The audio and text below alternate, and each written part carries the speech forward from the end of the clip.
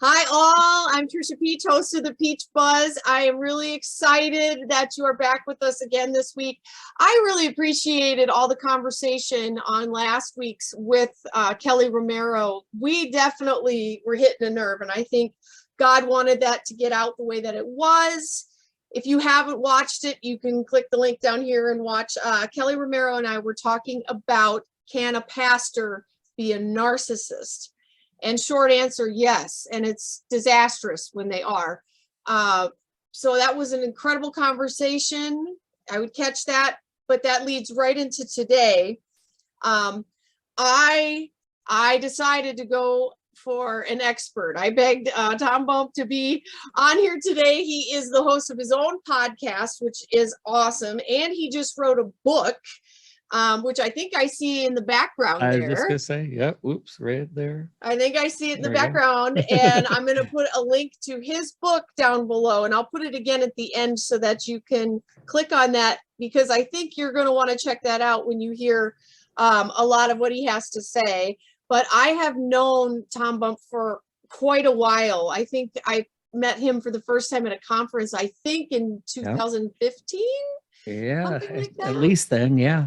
Yeah, probably CPC or one of those. Yep, CPC or CM Connect, one of the two. Oh my goodness.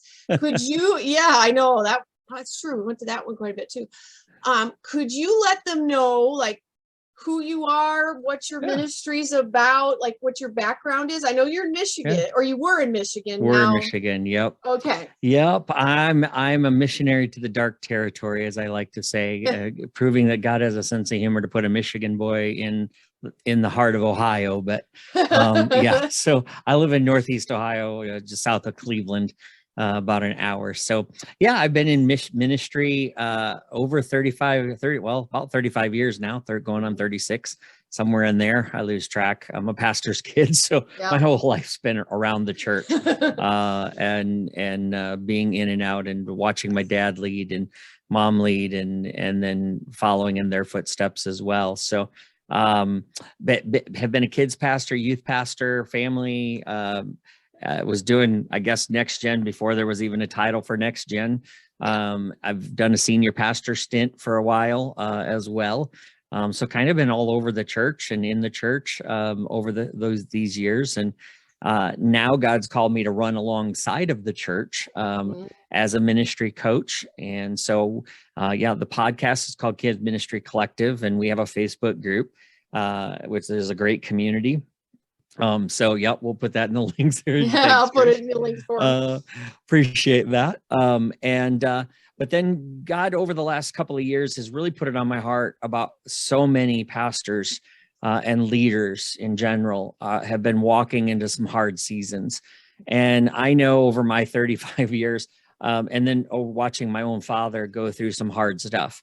And it was just, I watched him go through this process of finding healing and restoration so that he could pick himself up and keep going. And some of the stuff that he endured was terrible, just terrible. And yet he pulled himself back up, sat under the Spirit's teachings, got some love and care from other leaders, and found that renewal and restoration and kept going. And he's still going into his 80s. He's still serving the Lord all he can. So as I walked through those kind of things, and I saw some of my senior pastors I served under get wounded, I saw the results of wounds that weren't dealt with, that took people out of ministry because they just kind of snapped and lost it and said, I quit. And I think somebody really cool wrote a book about quitting. So anyway, you might want to put that note in the show notes. But I definitely plugged that book.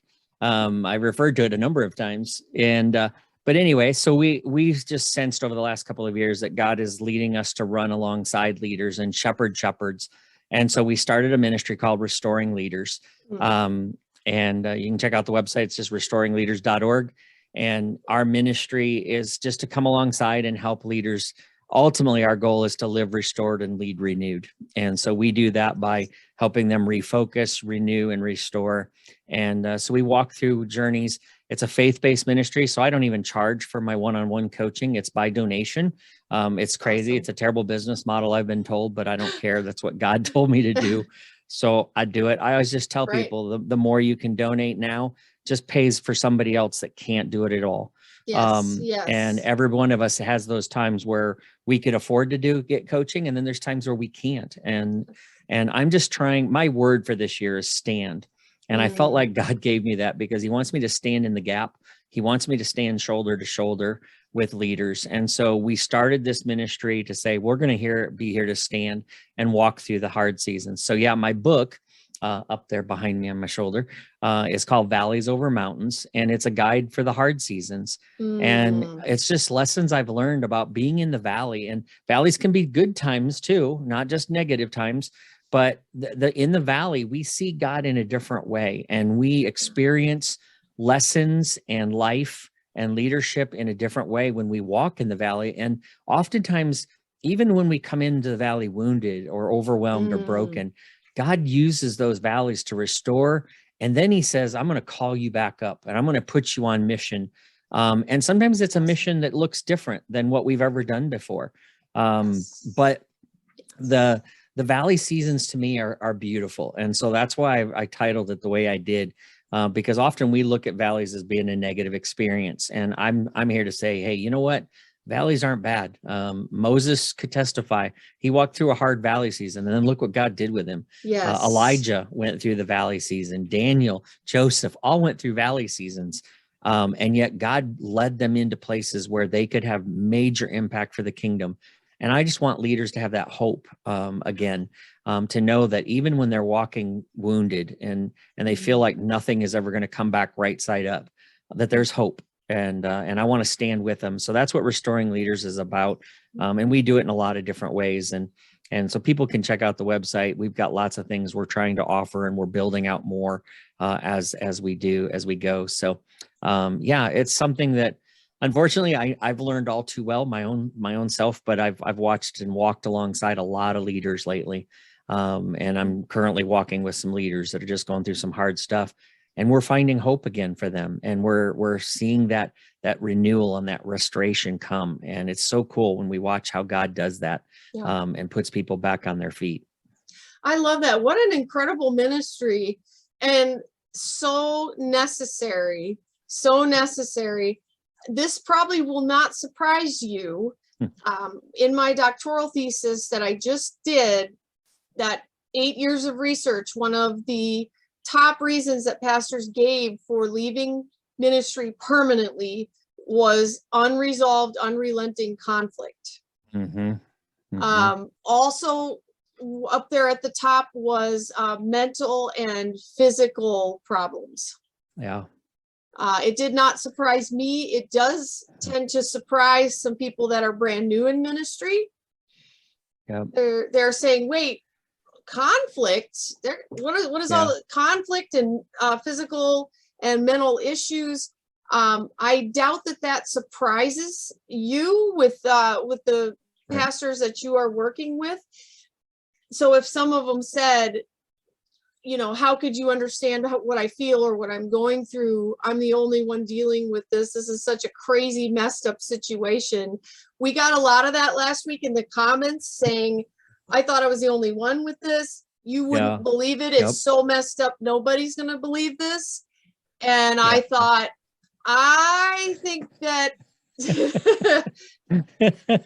Well, you know some of my story, and we have a mutual friend who has told me before. He asked me for permission a number of years ago because he gets people calling him and sharing some of their wounds and some of their frustrations. Sometimes it's just unmet expectations, or they're struggling because their senior pastor wasn't as affirming or as encouraging, or said no to them on something and crushed their dreams a little bit. And they're questioning everything in ministry. And I'm not trying to minimize or laugh at somebody for that, but because I was there. I mean, as a young leader, I remember the first time I had a conflict with my senior leader. I thought the whole world was coming to an end. But my friend will often say, hey, okay, I got somebody who can help you. And this was even before I started Restoring Leaders. He just knows my stories and what I've been through, and some pretty horrific things.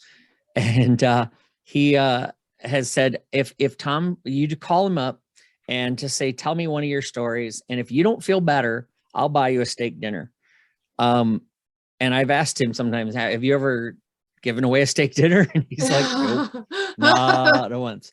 And usually when people call, and it's not that I'm, again, I always tell people this story and I'm like, look, I'm not trying to one up anybody.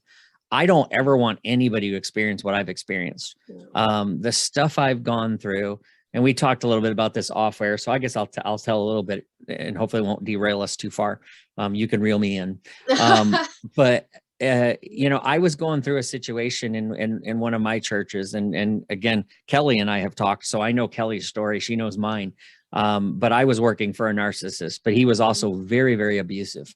And to the point where nobody knew in my church, my own team, my closest two people did not know. I hid from them the pain I was in, the emotional pain, the physical pain. I literally physically was suffering with the stress, having panic attacks in the middle of the night. I kept brown paper bags in my bathroom because in the middle of the night, sometimes I wake up in a nightmare, in a sweat, and have to get up out of bed and go grab some water and literally breathe into a bag to calm myself down. I'd go sit out on my back patio and just cry and try to get myself under control. I started breaking out in hives. Literally would have hives from my underarm all the way down to my elbow. And I would wear long sleeve t-shirts to hide them because I didn't want anybody to know them. I carried antihistamines with me so that I could knock down any kind of hives, or I started getting swelling. I broke out into what's called angioedema, which is an internal hive. It's caused by excessive stress and tension and anxiety. The only way to get rid of it is to stop living that way. But I literally carried around an EpiPen because I woke up in the middle of the night one time, and the first time it happened, actually, I was having dinner with my in-laws, and I was again hiding everything, and they had no clue that stuff was so bad. But my lips started to swell. And I went to the doctor, and they had no clue what it was, but they gave me some antihistamines, and it knocked it down, and I was fine. Well, then a couple weeks later, I woke up in the middle of the night. My tongue started to swell. I had to go to the emergency room, get an EpiPen. And that's when they started to diagnose that this was the problem. Because I started talking about how my fingertips would get swollen. My cheek would start to swell. I would feel like I was walking on tennis balls. I was a mess. And it was one of those things where I couldn't keep living that way. It was terrible. And I finally said, I got to stop. And I did some things to disconnect. I took a short sabbatical. It was only a week long, but I got away from everything and totally unplugged. And God really rocked my socks during that season. I went out there literally just thinking, maybe I don't even want to go back. I'm ready to tap out. I'm ready. Just maybe nobody will even care if I come back or all. Even my own family was not happy with the way I was. I was kind of a jerk to live with, and it was bad. And I let this leader continue to abuse me because I stayed there, even though multiple friends of mine said, get out, get out, get out, run. And I kept saying, I'm not been released by God. The children need me. I had all these things in my head that I was feeding myself. And honestly, I think they were lies from Satan himself, because he wanted to keep me in that quandary. And here's the crazy part too. On the flip side, the promises of God stand strong. Yes. I was still doing ministry at a high level, watching families come to our church, seeing children come to Christ. I was all in serving the King, but I wasn't doing it the right way. And thankfully, he can use a donkey. He was using me in spite of the things that I was enduring, and I shouldn't have let myself go that far. And I should have probably left about 2 years, 3 years before I did. I can relate. I said that to Kelly as well. I'm stubborn, and God has to like pry my fingers. One of the great questions we got last week, a comment was, okay, but during that abusive situation, God was moving and these people were coming to Christ, and was all of that fake then? And my response was no. If God can use a donkey, I was right on the same page. And you know, water from a rock. Yep. God's going to bless his word going forth. God's going to bless his word despite the circumstances and the situation.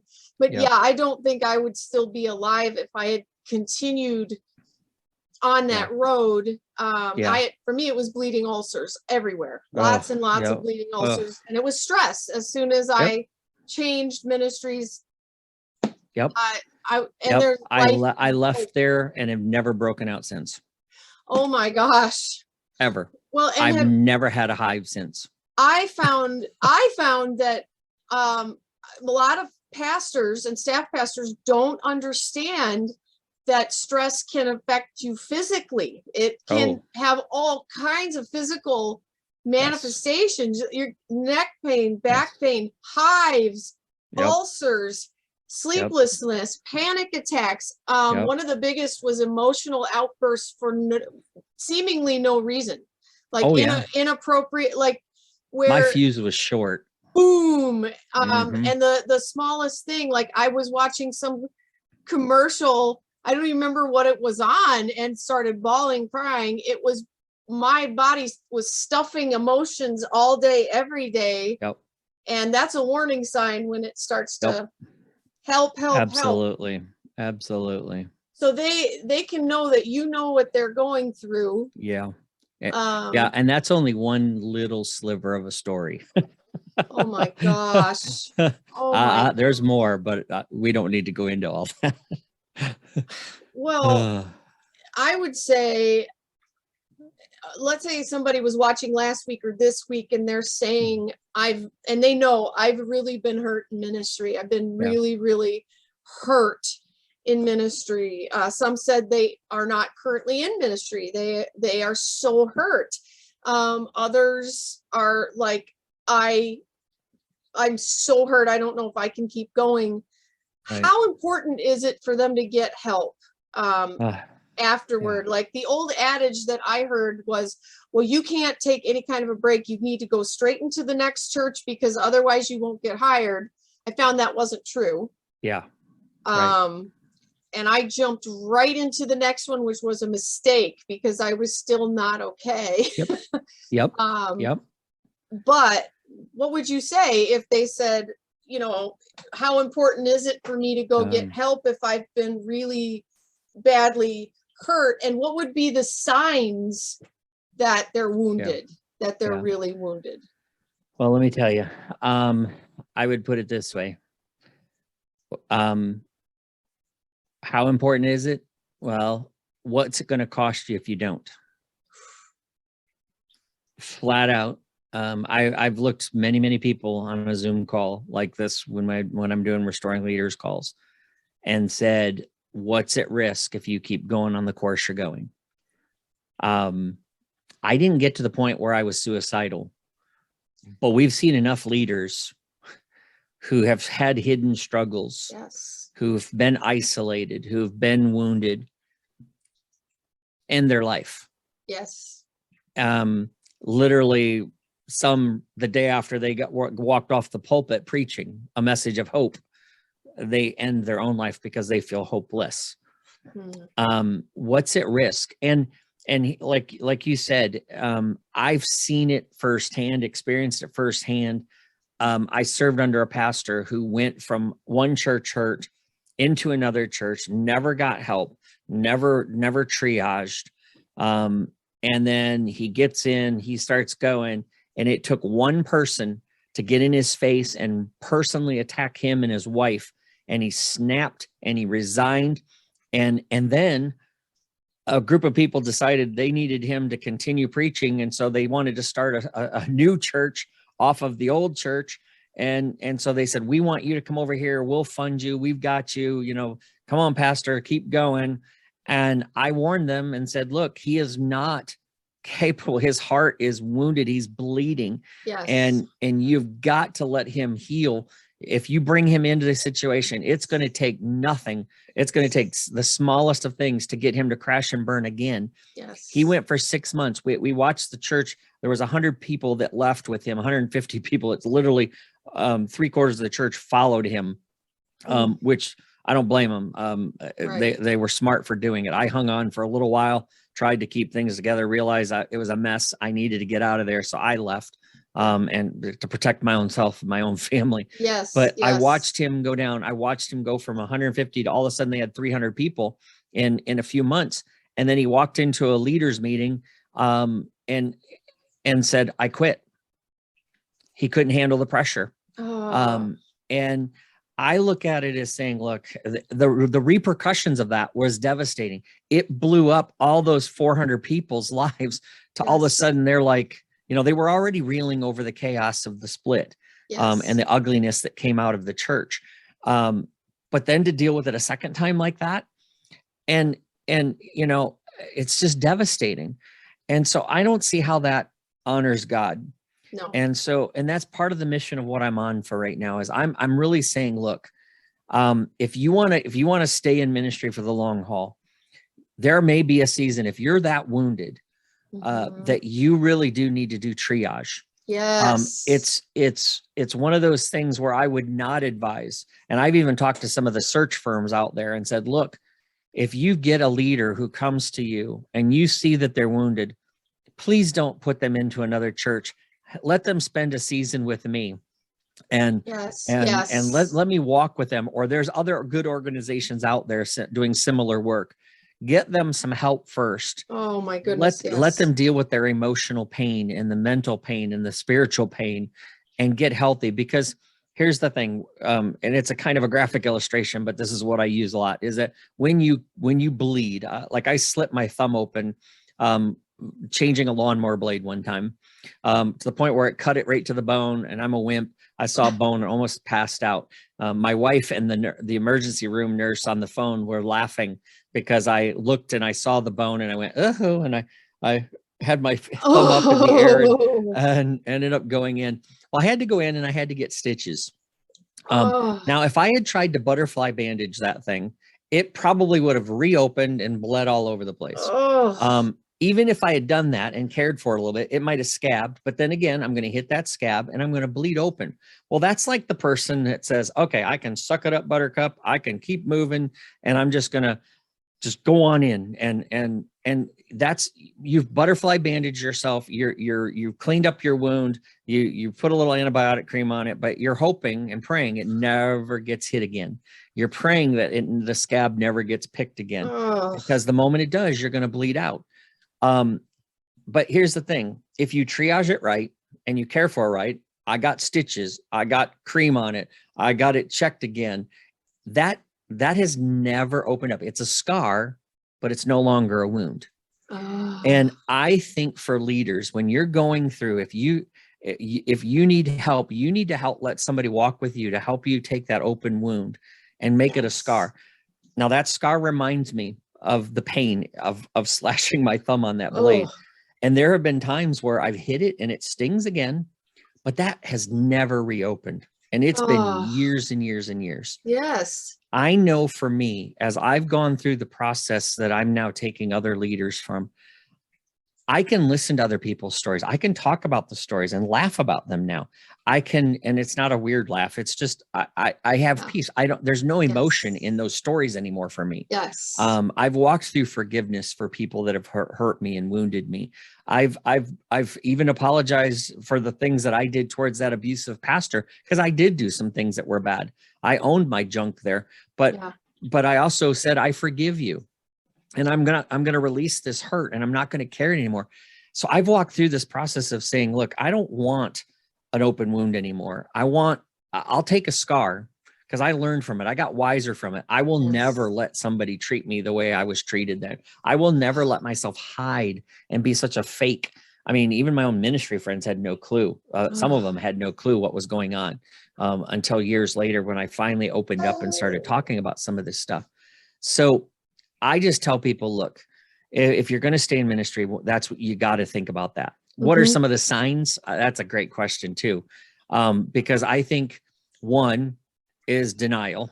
You deny that you're in trouble. You deny that it's that bad. Hyper focus. I was one who said, I'll just focus in on the children's ministry. I'll ignore the abuse and the the leadership problems, or I'll ignore the conflict. I'm just going to avoid it. I was a conflict avoider. I'm a people pleaser. I was just all into all of that. And so I got that hyper focus that I'm just going to drill into this and I'm not giving up. I got cynical.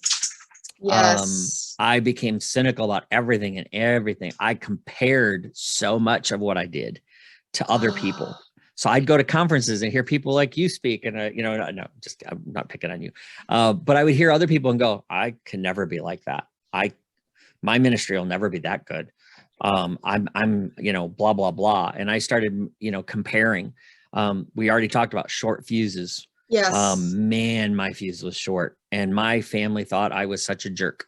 I was being a jerk. We've already talked about anxiety. Oh, yes. That's huge. The constant anxiety. Anytime your pastor emails you and says, we need to talk, I immediately went to the negative. Yep. Immediately. Yep. In fact, anytime Panic. somebody said it. Anxiety. Oh, I know that one. I think one of the biggest signs for me was I'd leave for, we only had one day off a week, but by the end, I couldn't enjoy it because I'm counting down the hours to when I have to go back. And then when I'd take 4 or 5 days off and be dreading going back. Like I'm not re-upping. How many times when you were taking those days off, were you cheating and working? Oh, quite a few. Getting guilted into. Oh yeah. And I can totally relate. And when you said, boy, this is so good, I hope all of you were taking notes and that you share this with everybody that needs to hear this.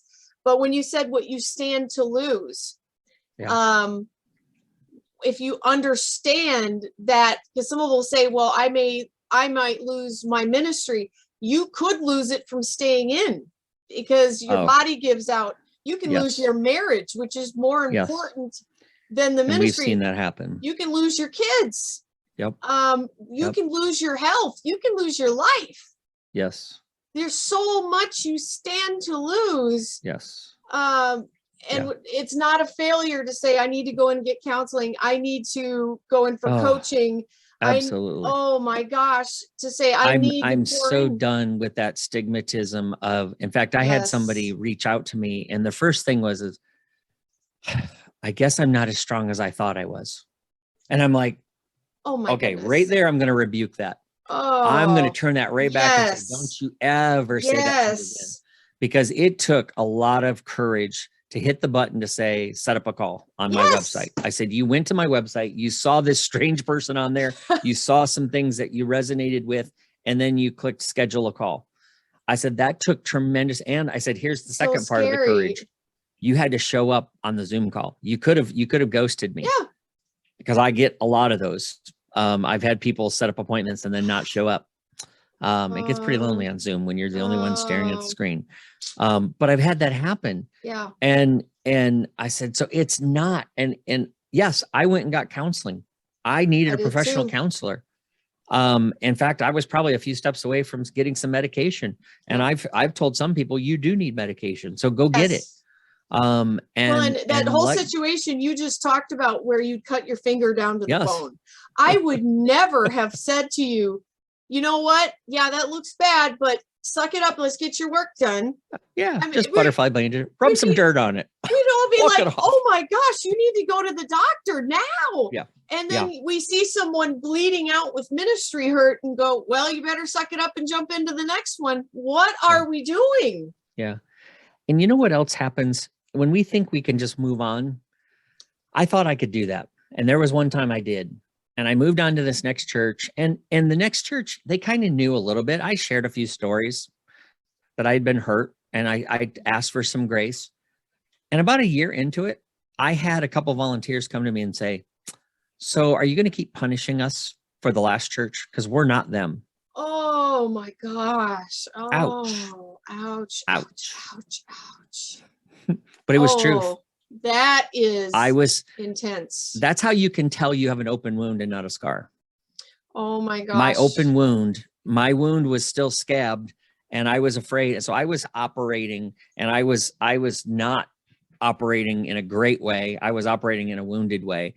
And until I dealt with that, Yeah. I could free them, and all they knew the change. When I went through another restoration process, all of a sudden that was gone. They saw the difference.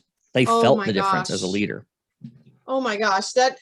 And that's So, the ministry you're at deserves for you to be at your best. And so you're going to yes. have to you're going to have to invest in yourself. And if that means, yes, paying for coaching, if you're able to do that.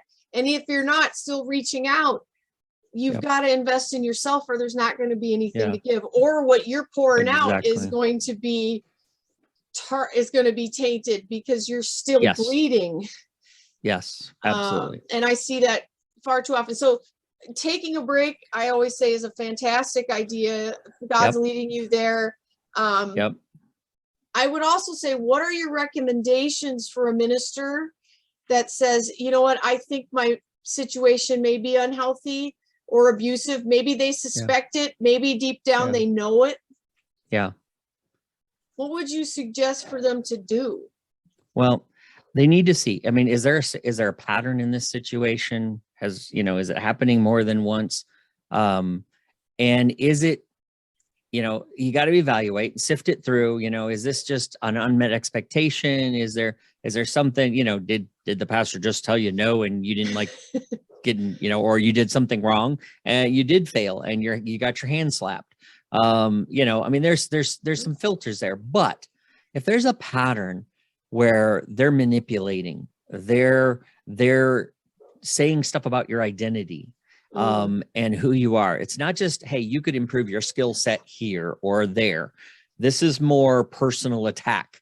This is more, to your core, there's something ugly here. There's something venomous there. You can start to feel those things. You could also consider the fact, has this happened to other staff? I served in a church where there was a huge amount of fear that manipulated people and motivated people. There was a lot of that fear of, if you don't do this, if you don't jump in line and quack like a duck, like the rest of us, there's repercussions. When you start seeing those kind of signs, those yellow flags, that means you need to take that serious. And here's the thing, I would say, be careful who you talk to. Don't talk to everyone, because you want to keep the circle small. Yeah. Because again, scripture tells us, as much as it depends on us, we're to live peaceably with all men. Absolutely. So we want to stand before the Lord unblemished in that aspect. And we don't want to look like we're undermining a senior leader, because God put them there. Good or bad, God raises up leaders. Not all of them follow. I mean, Saul was raised up by God and put in power by God. But did Saul follow and lead well? No, he didn't. He was a terrible ending game. He may have started okay, but his end game was terrible. And even David struggled. The man after God's own heart was not always the best leader in his home. So you can see patterns, and you can start to see warning flags. And if your gut says there's something wrong here, you need to pay attention to those kind of things. Yes. My advice is then bring somebody in that's even outside the situation and share as openly and as honestly as you can about what they are. But I would also say you need to document everything. I know that sounds like, woo, I'm trying, you're not using it to manipulate or push back on or expose. You're saying, I just think it's a rational thing and it's a smart thing. You document what you're going through. Pay attention to that, because again, that's where you can see patterns. That's where you can know, and keep it in a secure location.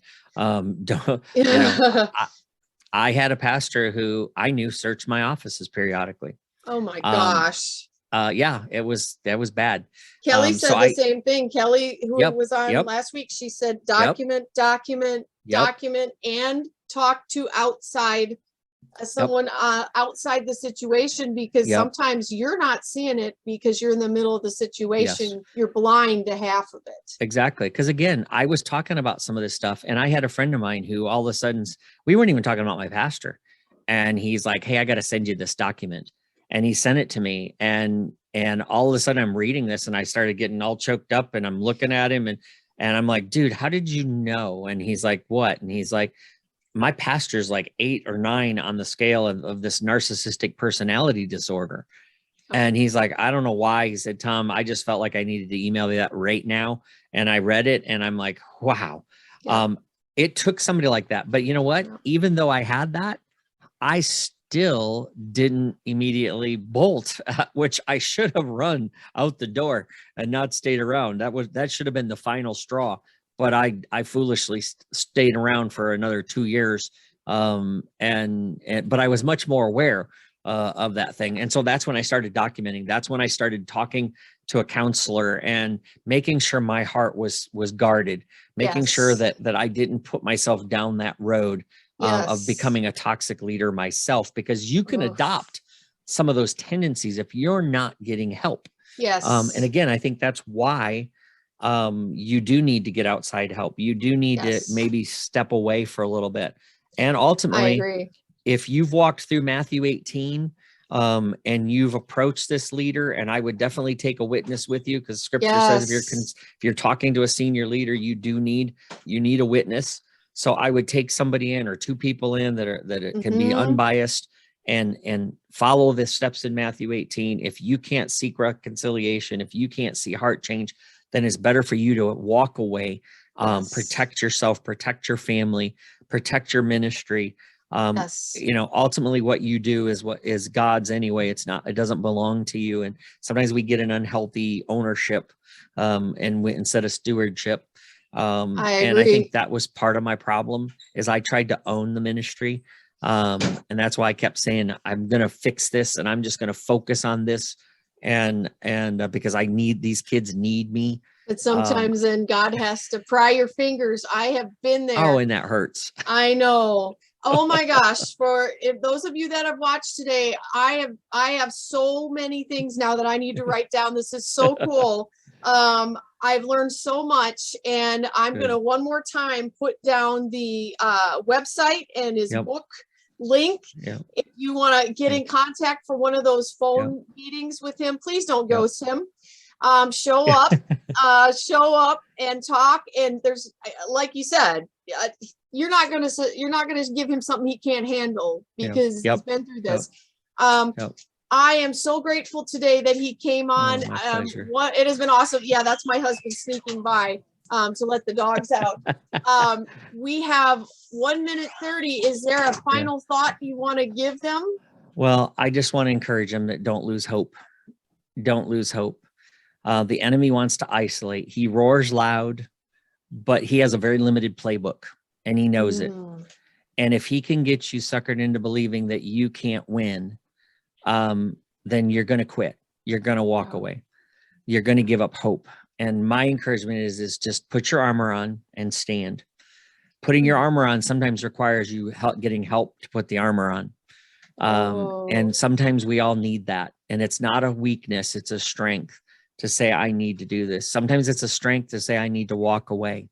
Sometimes it's a strength to say, okay, I fear God more than I fear man. So I'm going to have this confrontation, and I'm going to fix it, or try to reconcile and have peace. But anyway, I'm just here. I'm here for you. And there's also a Facebook group. I should have put that in there. Restoring Leaders Facebook group. Put that in there too, so we can have people come join the group. We do live teaching in there as well. So I'm here for you. If you ever need me, come reach out. Thank you so much, everybody. Please come see us again next week on the Peach Buzz. Put your comments down below. I read them all. Like and subscribe. Thank you guys so much. Subscribe. And we will see you next week on the Peach Buzz.